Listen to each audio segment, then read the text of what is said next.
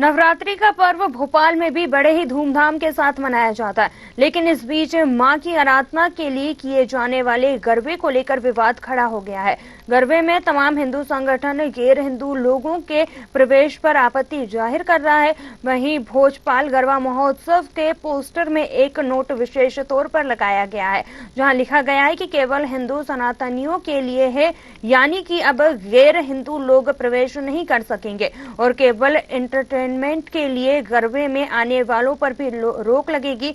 आयोजक का कहना है कि जो भी गरबा में प्रवेश करेगा उसको पहले टीका लगाया जाएगा, कलवा बांधने के बाद पहचान पत्र देखा जाएगा। भोजपाल गरबा महोत्सव के उपाध्यक्ष वीरेंद्र तिवारी ने न्यूज आवर से खास बातचीत की है।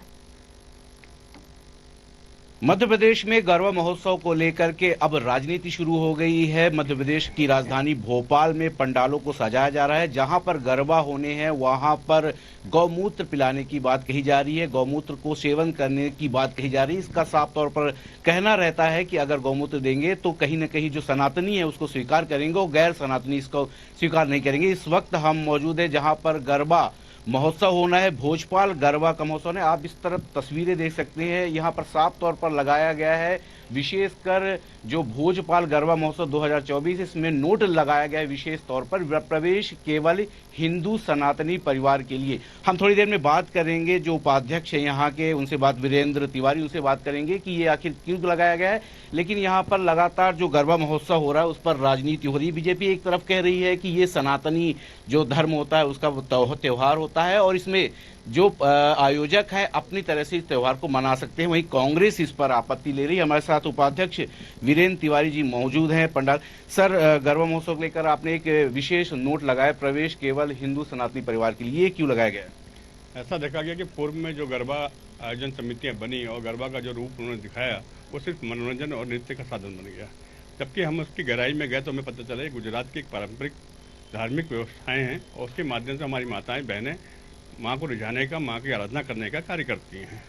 तो पूर्व में देखा गया कि उसके माध्यम से कुछ बाहरी लोग आकर के अपनी नियति छुपा के, अपना परिचय छुपा करके लव जिहाद टाइप का या मित्रता करने की कोशिश, गलत धोखा देने की कोशिश की। उसके माध्यम से हमने सोचा नहीं, इसको हम बंद करेंगे और सिर्फ सनातनी हमारे हिंदू भाई बहन माताएं आएंगी और गरबा करेंगी, जिससे माँ का आराधना हो, उनको रिझाने का जो जागरण का कार्य है वो कार्य किया जाए। ये कैसे पहचानेंगे कि ये सनातनी है, ये गैर सनातनी? उसको हमने 2 चरणों में रखा है। एक परिचय पत्र के माध्यम से उनको टिकट या पास या जिसके माध्यम से वो आएंगे उसको चेक किया जाएगा गेट पर, और अंदर हमने तिलक और कलावा लगाने की व्यवस्था की है। कई बार देखा गया है कि लव जिहाद की घटनाएं भी होती हैं और उसी को वही वजह मानी जा रही है कि इस तरह की गैर हिंदुओं का प्रवेश वर्जित किया गया है।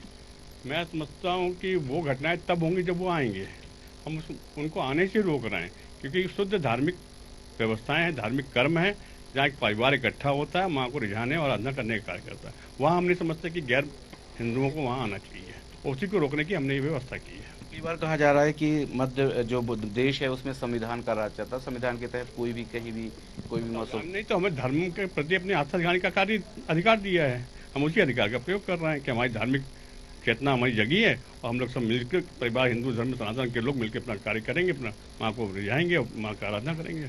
बिल्कुल, देखिए, माँ आराधना का पर्व होता है और गरबा महोत्सव विशेष तौर पर तब किया जाता है कि माँ को आराधना के तौर पर उनको जगाया जाता है, उनकी जागृत की जाती है, उनकी पूजा अर्चना की जाती है। एक गरबा महोत्सव गुजरात से शुरू हुआ था जिसमें ये देखिए भोजपाल गरबा महोत्सव जिसमें तमाम तरह के कलाकार भी मौजूद रहेंगे, लेकिन जो चर्चा का विषय बना हुआ है वो इस वजह से है कि प्रवेश केवल हिंदू सनातनी परिवार के लिए। कई बार ऐसा देखा गया, पिछली बार भी ऐसा हुआ था कि जब गरबा महोत्सव हो रहे थे तो जब आईडी कार्ड देख करके ही अंदर प्रवेश दिया जा रहा था। एक बार फिर से एक तरह का नया प्रयोग किया जा रहा है, इसमें केवल सनातनी हिंदुओं के लिए ही प्रवेश दिया जाएगा। साफ तौर पर है कि कई बार चाहे चंद्रशेखर तिवारी संस्कृत बचाओ के मंच के अध्यक्ष रहे, उनका भी तमाम तरह से बयान आया है कि गौमूत्र पिलाकर या विष्णु के तीसरे अवतार बराह को लेकर के यानी सुअर की पूजा कराएंगे, उसके बाद ही एंट्री होगी। तो गैर सनातनी इसको स्वीकार नहीं करेंगे तो कहीं न कहीं लव जिहाद इससे रुकेगा और जो गैर सनातनी लोग हैं वो केवल इंटरटेनमेंट के लिए जो पंडाल है उसमें नहीं आ सकेंगे। अब देखना ये होगा कि इसमें किस तरह